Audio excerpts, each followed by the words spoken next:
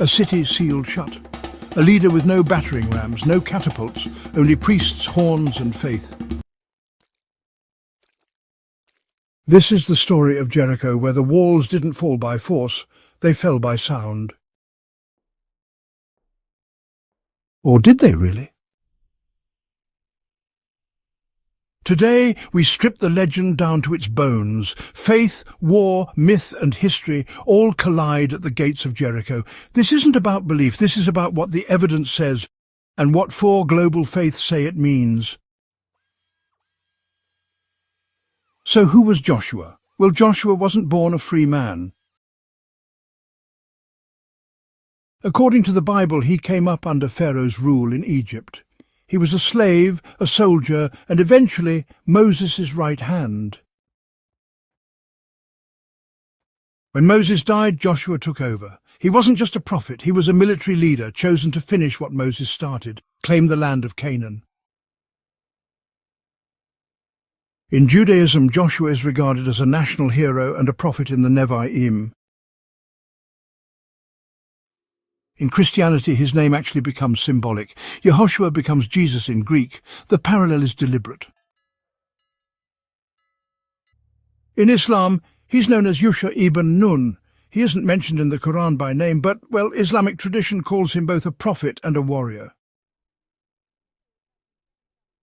In Rastafari, Joshua is not just a man, he's a symbol, a rebel chosen by Jah to strike down Babylon. He's a divine enforcer in a war for justice. Jericho was the first domino. God told Joshua, "I have delivered Jericho into your hands, but not through siege." For 6 days the army marched around the city once a day. Priests blew rams' horns. Soldiers remained silent. On the 7th day they marched 7 times. On the final round, horns blasted, warriors shouted, and the walls fell. No fire, no swords, no explanation, except divine intervention. The Israelites swarmed in. They killed everyone except Rahab, the prostitute who hid their spies. The gold and silver were taken for the tabernacle. The city burned. It was a divine shock and awe campaign, but also a moral problem. Was this a holy war, a massacre, a metaphor? Archaeological evidence. Jericho is one of the oldest cities in the world. Its ruins are located in modern-day Palestine at Tel es-Sultan. In the 1930s, John Garstang excavated the site. He said the destruction matched the biblical account. Walls collapsed outward, signs of fire, and storage jars full of grain. But in the 1950s, Kathleen Kenyon redated the layers. Her analysis showed Jericho was destroyed much earlier, around 1550 BCE, and not inhabited when Joshua would have arrived. This triggered a fierce debate. In the 1990s, Dr. Bryant Wood argued that Kenyon had misread the pottery evidence. He recalculated the destruction date to around 1400 BCE, which, interestingly, aligns with the biblical account of the conquest. But, most scholars actually sided with Kenyon. Others, however, believe the conquest narrative was written centuries later, really as a way to justify land claims during King Josiah's reforms. Archaeology gives us stones, but faith tells us stories. Sometimes they line up, sometimes they don't. Myth or memory? Alternative theories. Let's talk theories. What if the conquest of Jericho didn't happen as described, but something happened that left a mark? Theory 1, the mythic memory theory. A real settlement fell, maybe in a skirmish or natural event.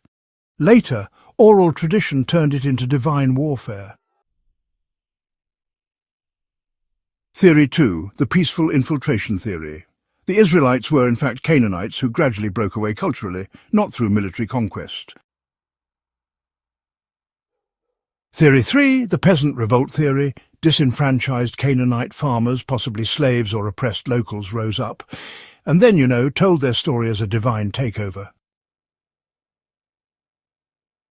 Theory 4, propaganda theory. The story was actually written centuries later to rally a scattered people around a single god and a national identity. In each version, the walls still fall. But the weapon wasn't divine. It was memory, politics, or rebellion. Jericho in 4 faiths. The battle may be disputed, but the story remains sacred, especially across 4 traditions. In Judaism, Jericho marks the fulfillment of God's promise to Abraham. It's, the first real possession of the land. In Christianity, it becomes a metaphor for spiritual warfare. Faith collapses strongholds. Hebrews chapter 11 says, "By faith the walls of Jericho fell." In Islam, Yusha ibn Nun is the righteous heir to Moses. While the Quran doesn't mention Jericho by name, traditions suggest a similar conquest. In Rastafari, Jericho is Babylon. Oppressive systems, corrupt governments, and false religions. The fall of Jericho becomes the fall of colonialism, racism, and, lies. Joshua is seen as a spiritual soldier for Jah. In every case, the fall of Jericho is a signal. Something powerful just got humbled. The final analysis, did it happen? So did Joshua conquer Jericho? From a historical lens, well, the jury's still out. The physical Jericho fell many times, but, which fall is the fall?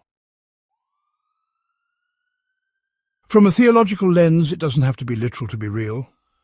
Jericho may be a memory, reshaped, reinterpreted, reloaded.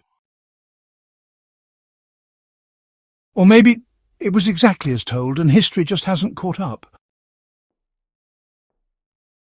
Either way, the story survives, because it speaks to every generation facing a wall. Jericho wasn't just a city, it was a test of faith, of fear, of how far a people would go to follow a divine voice. Joshua walked around the wall 7 days and changed history, or at least changed the way we tell it. This isn't just a story from the Bible. It's a story we live every time we face something that looks too big to break. So ask yourself, what's your Jericho? So did Joshua conquer Jericho? From a historical lens, the jury's still out. The physical Jericho fell many times, but which fall is the fall? From a theological lens, it doesn't have to be literal to be real. Jericho may be a memory, reshaped, reinterpreted, reloaded. Or maybe it was exactly as told and history just hasn't caught up. Either way, the story survives, because it speaks to every generation facing a wall. The battle may be disputed, but the story remains sacred, especially across 4 traditions. In Judaism, Jericho marks the fulfillment of God's promise to Abraham.